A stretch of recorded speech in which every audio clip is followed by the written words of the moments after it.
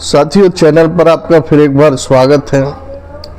साथियों, हमारी film industry में, हिंदी फिल्म इंडस्ट्री में एक से एक मजे हुए कलाकार हुए हैं, हीरो हुए हैं, हीरोइन हुई हैं, जिनके अभिनय को देखकर उनके इस दुनिया से जाने के बाद हम आज भी उनके अभिनय के कारण उनको याद करते हैं।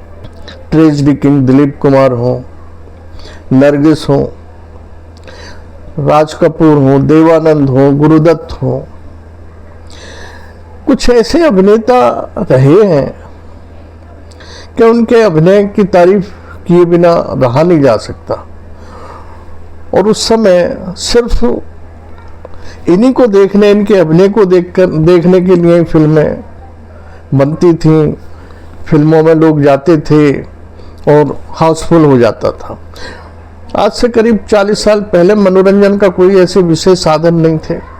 सिर्फ सिनेमा थे या गांव देहात में नौटंकी, स्वांग, ड्रामा, इस तरह के कार्यक्रम होते थे देहात में। रातों को गांव की पब्लिक उनको देखती थी और शहरों में पब्लिक सिनेमा हॉल देखती, सिनेमा हॉल में फिल्में देखती थी। अब तो मनोरंजन के बहुत साधन हो गए, मोबाइल आ गए हैं, टेक्नोलॉजी इतनी आगे बढ़ गई है कि चैनलों की भरमार हो गई है। मनोरंजन के चैनलों की शुरुआत में दूरदर्शन ही था खाली, वो भी एक सरकारी भोंपू कह सकते हैं उसको। समाचारों के लिए, मनोरंजन कार्यक्रमों के लिए सिर्फ दूरदर्शन पर ही निर्भर रहना पड़ता था। साथियों, हमारे फिल्म इंडस्ट्री में एक ऐसे अभिनेता भी हुए हैं जिनका अभिनय अविस्मरणीय है। उनको अभिनय के लिए ही याद किया जाता है। सीधा सरल स्वभाव, सज्जन व्यक्ति। उनके अभिनय को देखकर लोग वाकई तारीफ किए बिना नहीं रह सकते थे। इस अभिनेता का जन्म गुजरात में हुआ 9 जुलाई 1938। इनके पिताजी ने इनका नाम रखा हरि भाई जेठा भाई जरीवाला। जेठा भाई इनके पिताजी का नाम था। तो महाराष्ट्र में, गुजरात में, कुछ और अदर स्टेट में बेटे के नाम के साथ पिता का नाम जुड़ता है, तो वो चलन है। तो इनका नाम बना हरि भाई जेठा भाई जरीवाला। वैसे इनको हरि भाई कहते थे। अब आप समझ ही गए होंगे कि मैं किसकी बात कर रहा हूँ। मैं बात कर रहा हूँ हिंदी फिल्म इंडस्ट्री में हरि भाई नहीं, संजीव कुमार के नाम से जिस अभिनेता को जाना जाता था। संजीव कुमार भी इनका नाम बाद में पड़ा, पहले इनका नाम संजय कुमार था। संजीव कुमार इसलिए पड़ा कि एक फिल्म में संजय खान और संजय कुमार दोनों ही काम कर रहे थे। तो उस फिल्म के निर्माता ने इनसे बात करी कि भाई एक फिल्म में ये दोनों संजय नाम सही नहीं रहेंगे, तुम अपने नाम को संजय से करके संजीव कुमार कर लो। उस फिल्म से इनका नाम संजीव कुमार पड़ा। साथियों, संजीव कुमार सीधे सरल स्वभाव वाले व्यक्ति थे। इनके अभिनय में भी, इनके अपनी नेचुरल जिंदगी में भी दिखावा नहीं था। सफ़ेद कुर्ता पजामा पहने, आम आदमी की तरह रहना। उस समय पैसा इनके पास ज़्यादा नहीं था। जब ये फिल्मों में स्ट्रगल कर रहे थे, संघर्ष कर रहे थे, 2 जोड़ी इन पर सफ़ेद कुर्ता पजामा, सफ़ेद रंग को ये पसंद करते थे। 2 जोड़ी कुर्ता पजामा, एक जोड़ी को धो लेते थे, रात को उसे सुखा देते थे। अगले दिन जो धो के प्रेस करके रखा जाता था कुर्ता पजामा, उसको पहन के ये स्टूडियो जाते थे, चक्कर लगाते थे काम की तलाश में। साथियों, इस अभिनेता ने काफ़ी फिल्म स्टूडियो की खाक छानी, अपने मिलने वालों से भी, औरों से भी अपने काम की परिचय दिया। नाटकों में भी अभिनय किया इस अभिनेता ने।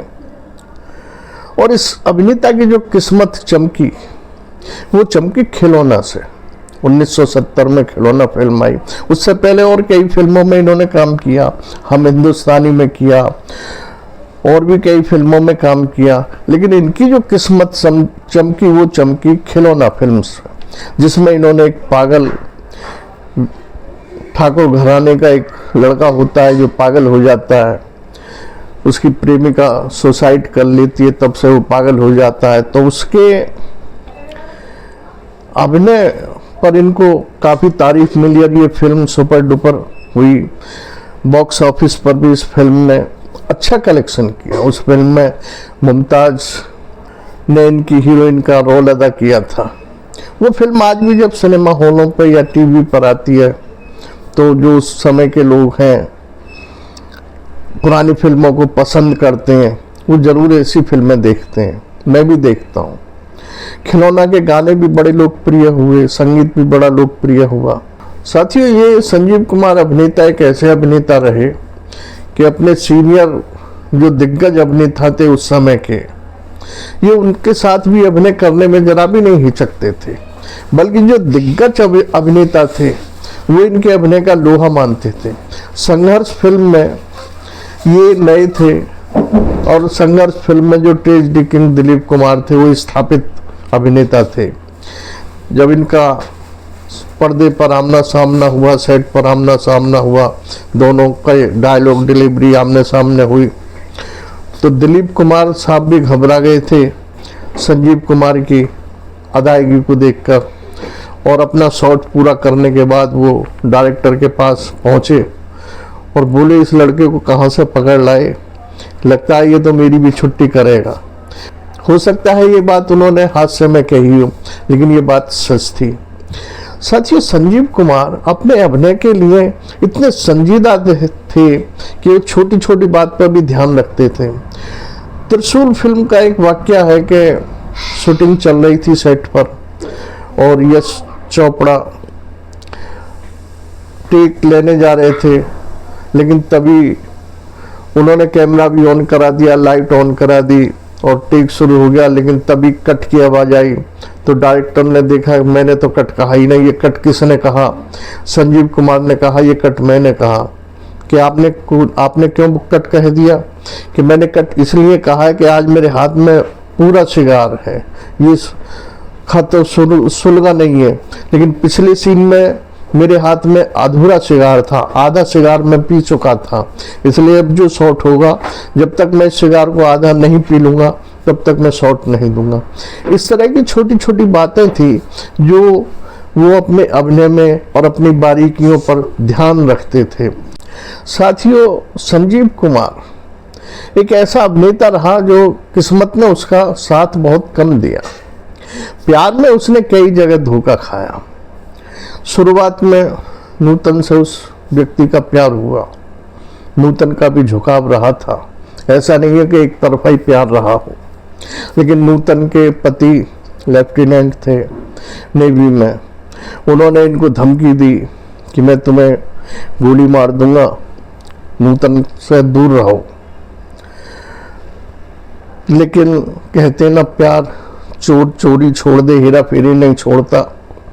तो नूतन ने यहाँ कुछ समझदारी जब उससे ज़्यादा दिखाई और एक फिल्म के सेट पर संजीव कुमार कुर्सी पर बैठे हुए थे और सारिका जो बाल कलाकार थी उस समय वो इनकी गोदी में बैठी हुई थी। तो नूतन सेट पर आई और नूतन ने भरे सेट पर काफ़ी लोगों के सामने इनके गाल पर तमाचा जड़ा था। कहते हैं कि वो संजीव कुमार का एक तरफा प्यार था, लेकिन एक तरफा प्यार नहीं था, झुकाव नूतन का भी था। संजीव कुमार इतने बुद्धिमान व्यक्ति थे कि अगर एक तरफा प्यार होता तो कभी भी कदम आगे नहीं बढ़ाते या किसी की शादीशुदा महिला की या हीरोइन की ज़िंदगी में दखल नहीं देते, इतना बुद्धिमान वो था। उसके बाद उनका प्यार हेमा मालिनी से हुआ, झुकाव हुआ और वो बात शादी तक पहुंच गई। यहाँ तक कि खुद संजीव कुमार और इनकी माता हेमा मालिनी की माता जया चक्रवर्ती के यहाँ गए, शगुन लेकर गए, वहाँ शादी की बात रखी।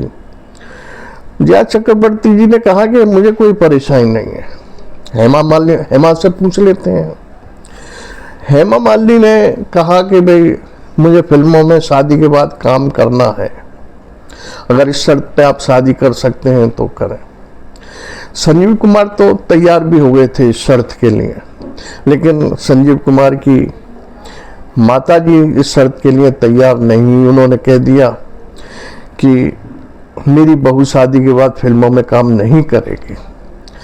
और संजीव कुमार चूंकि उनके पिताजी का बहुत पहले देहांत हो गया था, तो अपनी माँ की बहुत बात मानते थे, सेवा करते थे। तो माँ की आज्ञा के बिना वो 2 कदम भी नहीं चल सकते थे।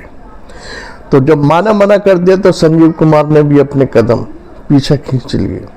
शायद बात कुछ और बढ़ती, संजीव कुमार शायद किसी तरह अपनी माँ को मना लेते, लेकिन इधर धर्मेंद्र जी भी हेमा मालिनी की तरफ आगे बढ़ रहे थे। उन्होंने भी बीच में अपने पेच ऐसे फंसा दिए कि विवश होकर संजीव कुमार को अपने पैर पीछे खींचने पड़े। इसके बाद संजीव कुमार का प्यार पैसे विश्वास उठ गया। उसके बाद उन्होंने किसी की तरफ भी पैर नहीं बढ़ाए। लेकिन फिल्म इंडस्ट्री में ये बात चर्चित है कि सुलक्षणा पंडित, जो अभिनेत्री भी थी, गायिका भी थी, वो संजीव कुमार से अटूट प्रेम करने लगी। संजीव कुमार ने उनका प्रेम स्वीकार नहीं किया। कारण ये था कि संजीव कुमार ये जानते थे कि मेरे परिवार पर एक अभिशाप है। अभिशाप क्या था, वो उन्होंने राजेश खन्ना की जो दोस्त थी अंजू महेंद्र, और संजीव कुमार की भी दोस्त रही, लेकिन राजेश खन्ना की वो बहुत ही निकट दोस्त थी। डिम्पल कपाड़िया की शादी से पहले तक राजेश खन्ना अंजू महेंद्र के साथ ही रहते थे। तो संजीव कुमार ने अंजू महेंद्र से ये कहा था कि मेरे परिवार पर अभिशाप है कि इस परिवार में कोई भी व्यक्ति 50 साल से ज़्यादा जिंदा नहीं रहता है। मेरे पिताजी की भी उम्र 50 साल से ज़्यादा नहीं हुई थी, वो पहले ही गुजर गए थे, और मेरा भी पता नहीं मैं कब मर जाऊं। तो मैं अब शादी नहीं करना चाहता। मैं नहीं चाहता कि मेरे पीछे कोई महिला विधवा का जीवन व्यतीत करे। इस कारण उन्होंने सुलक्षणा पंडित से ने अपनी प्यार बढ़ाया, जबकि सुलक्षणा पंडित शादी भी करना चाहती थी, और लेकिन उन्होंने इनकार कर दिया। ये अभिनेता ऐसा अभिनेता रहा कि लगभग काफ़ी हीरोइनों के साथ इनका अभिनय हुआ, फिल्मों में काम किया। जया बहादुरी के साथ तो इन्होंने पिता का अभिनय भी किया, पति का भी किया, प्रेमी का भी किया, ससुर का भी किया, और एक बार तो मजाक में इन्होंने कहा था कि एक रह गया है रोल जया बहादुरी के साथ, वो पुत्र का है। शायद आगे कोई ऐसी फिल्म आए कि जिसमें जया बहादुरी मेरी माँ बने, मैं उनका बेटा बनूं, ये बात उन्होंने मजाक में कही थी। साथियों, ये अभिनेता में इतने रंग थे कि एक फिल्म थी नया दिन नई रात। इस फिल्म में इस अभिनेता ने 9 तरह का अभिनय किया था, और उस 9 तरह के अभिनय को देखकर लोगों ने दांतों तले उंगली दबा ली थी उस समय कि एक अभिनेता इस तरह एक ही फिल्म के अंतर्गत 9 तरह का अभिनय, 9 किरदार निभा रहा है, और वो भी 9 किरदार भी इतनी खूबसूरती और बेहतरीन तरीके से निभाए थे कि इनके अभिनय की जब भी जिस रोल में भी ये स्क्रीन पर आते थे तो तालियां बजती थी। दस्तक फिल्म जो राजेंद्र कृष्ण ने बनाई थी, उसमें इनको नेशनल अवार्ड भी मिला था। साथियों, ये एक सितारा हमारी हिंदी फिल्म इंडस्ट्री का ऐसा रहा कि प्यार का मारा रहा, किस्मत से हारा रहा। साथियों, इस अभिनेता की आखिरी फिल्म रही लव एंड गॉड। ये फिल्म के साथ इतनी बदकिस्मती रही कि इसको निर्देशित करने वाला कलाकार भी इस दुनिया से चला गया, अभिनय करने वाला भी कलाकार इस दुनिया से चला गया, और भी उनके साथ 7 लोग और चले गए, लेकिन ये फिल्म मुकम्मल नहीं हुई थी। लव एंड गॉड इतनी बदकिस्मत फिल्म रही कि ये रिलीज हुई तो औंधे मुंह बॉक्स ऑफिस पर गिर गई। ये आखिरी फिल्म लव एंड गॉड में संजीव कुमार ने का अभिनय भी अधूरा रहा। फिर किसी तरह कि आसिफ ने ये फिल्म बनाई थी, तो उनके जाने के बाद, उनकी मृत्यु के बाद उनके परिवार वालों ने और निर्माता ने किसी तरह इस फिल्म को बनाया और रिलीज़ किया, लेकिन ये फिल्म कामयाब नहीं हुई और घाटे का सौदा साबित हुई। और ये सितारा 1985 को इस हिंदी फिल्म जगत को और अपने प्रेमियों को छोड़ के सदा के लिए इस दुनिया से चला गया। साथियों, आपने ये वीडियो देखी, सुनी, समझी, इसके लिए आपका आभार। राम राम।